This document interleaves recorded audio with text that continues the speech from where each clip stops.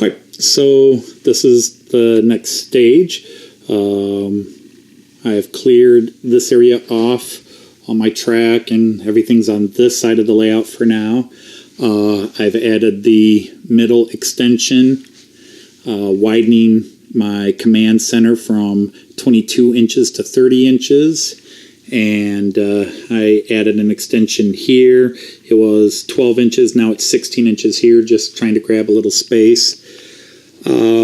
And I've added new styrofoam. Now, the use of styrofoam is something you don't have to do, especially if you're using Miracle C-Track like I do. But the pros of using a styrofoam sheet, even if you use corkboard under your non-pre-bedded tracks like Miracle C-Track, the benefit of using styrofoam is twofold. One, it's a shock absorber and a sound absorber.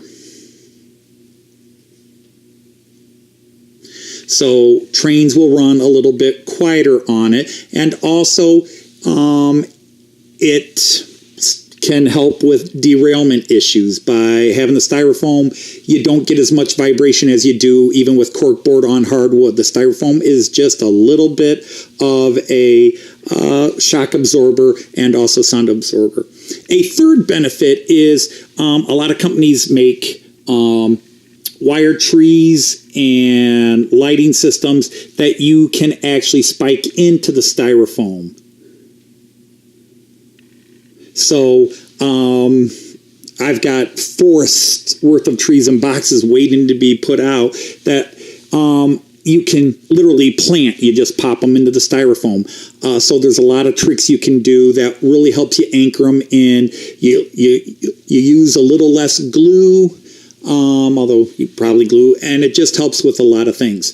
The next step is I have to take some vinyl putty, vinyl patch repair, vinyl plaster, if you want to call it that, and fill these gaps, because obviously I have to have this all smooth.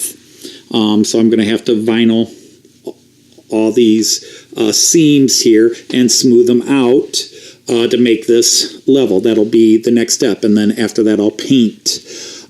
You should definitely, if you're going to use styrofoam, a couple of things. Definitely use vinyl materials, vinyl based. Don't use your standard drywall, plaster of Paris, and so on, because styrofoam can shrink and expand a little bit, but your plaster dries and cracks. Even if you have a humidity controlled basement, your regular plaster of Paris and stuff will crack. Some people I know who, like me, use styrofoam. They'll use weather caulking and so forth. The problem with caulk is it doesn't take paint well. Now, if you're going to put all kinds of things over it, that's fine. But, I'm going to put my ground cover paint over this once we're good to go. But, just get vinyl wall patch repair, and make sure that it says paintable.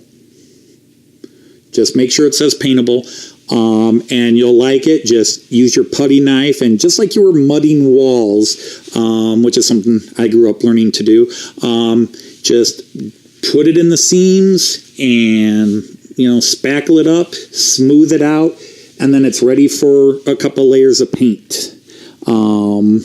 I'm going to use a brown paint over all of this because it's brown. I'm not going to worry about priming this green board here anyhow, like I did with the pink board. And again, there's no difference between pink board and green board. It's just different companies. But with pink, I definitely like to put a definite light primer over it before I put a dark primer over it. It helps balance the colors. So the next step is going to be me filling the gaps here with the paste. So I'll let you see how that goes. Okay, so it is Wednesday morning, and as you look, I have put my first coat of earth tone paint on top of my table here, on top of the, I'll call it foam board. Yesterday, in the little bit I filmed earlier, I was talking about some of the advantages of foam board. Another advantage of foam board that I didn't mention yesterday is that foam board allows you to cut down a little bit when you're doing terrain, like you want to make a small ditch or a river. I started doing that 35, 40 years ago when I used to do HO scale wargaming. I'd use foam board or pieces of wood and create trenches for World War I dioramas or streams and so forth, because it was just easier than trying to build up with plasters. It was faster. And as a kid, when you're doing that and into your teen years, you're looking for ways of saving money. So it was cheaper and faster to just throw on some spare foam board that people had laying around, dumpster diving as we did. This is supposed to be a flat finish, but it is still kind of wet, and these bright LED lights really make it shine. I'm debating on whether doing a second coat or not, because again, this is just a bottom layer to stop the foam board shining through, just like if you build with wood, you put a brown coat of paint underneath, just so that if you're doing gravel or something scratches up, you don't have the bright white wood showing through. I do a very heavy first coat. What's interesting is the green board that I added the other day actually takes the paint better than the pink board, which had primer on it. That's really interesting. I did not expect that to happen at all. I thought I'd have to do an extra couple of coats on the green board, but apparently the green board without primer actually took this paint better. Now, I do use an acrylic paint. I've got friends who tell me they don't have problems with enamel, but the fact is the chemicals in enamel will eat foam board. And it's the same thing. You can't use contact cement when you're gluing down foam board either, because the chemicals in contact cement will eat away the foam board. If you've ever used foam board and didn't know that there were different glues you needed to use, you probably have had that experience. But PVA is good. I use construction adhesive. The nice thing about the various construction adhesives is that it does create a seal, but it doesn't create a super tight seal. And that's not a problem. But if you ever want to readjust your layout or rip out a section, especially using foam board, where with just using wood, you'd have to rip everything out, take the old piece of wood in, put a whole newer, with using a layer of foam board and construction adhesive just in key points, you can actually peel up the construction adhesive foam board. It comes up relatively easily. It holds, it binds, but at the same time, it's actually easy to peel up the piece of foam board and lay in a new piece of foam board. And if you need to, you get a putty knife and scrape out the old glue. But that's the really nice thing about using foam board and construction adhesive in that regard. Don't get the super glues, none of that. Either PVA glue, wood glue is okay, which is still a form of PVA glue. But construction adhesive, just a couple of blobs in the corners and along the edges, just to keep it down, and of course, weight it down, clamp it. But even once that glue binds, the nice thing is the foam board will peel off of it very easy, like a older Band-Aid off of skin, if you want a bad analogy. But that allows you to, like I did here, instead of having to tear an entire section out, I can just rip up the one piece of foam board or take a knife and cut the section I want to remove. I peel it up, and I can lay a new piece of foam board and build a new scene without having to deconstruct the entire table. Now, obviously, that's weird to say since I am, in fact, deconstructing an entire table, but that's because I'm now doing the building processes, the building steps. And normally, where I was up, most people would not be uptight about a seam here because you're going to cover it up with terrain and stuff like that. But this is going to be a city square. I have to have this as flat as possible. So I really had to go through and not only put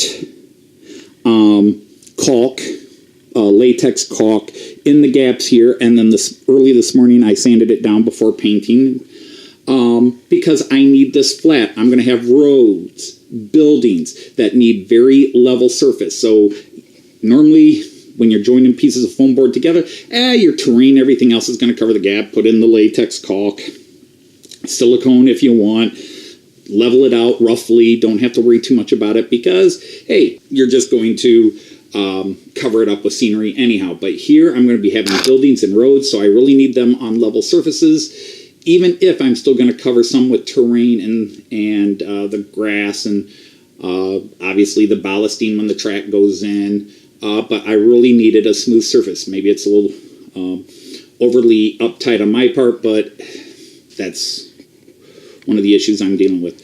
So I've gotten around about 3/5 of the table. This side obviously not done because we're doing this in halves. I'm going to do this side, get this all set up, get the station in over here, my primary dumb horse station, and the town hall will be here once I custom build that. The biggest thing is just getting that station in over there and then creating the inclines down, the slopes down around on the scenery, and then I can lay my track back and have my trains back up and running again, hopefully within the month. I've been lucky. I've had 2 weeks off of work here, but of course holidays take up a lot of that. But I'm going back to work in a few days, and I really need to get this fairly well advanced because once I go back to work, weekends really are my only time. All right, so that is an update. I will be posting a little bit more as I get things further along. So while you've been staring at a brown table listening to me babble, not that many people are going to stay that long anyhow, that's where we're at so far. So definitely looking forward to getting the station in, hopefully within the next couple of days, probably more like a week, but we'll see. All right. Everybody, take care.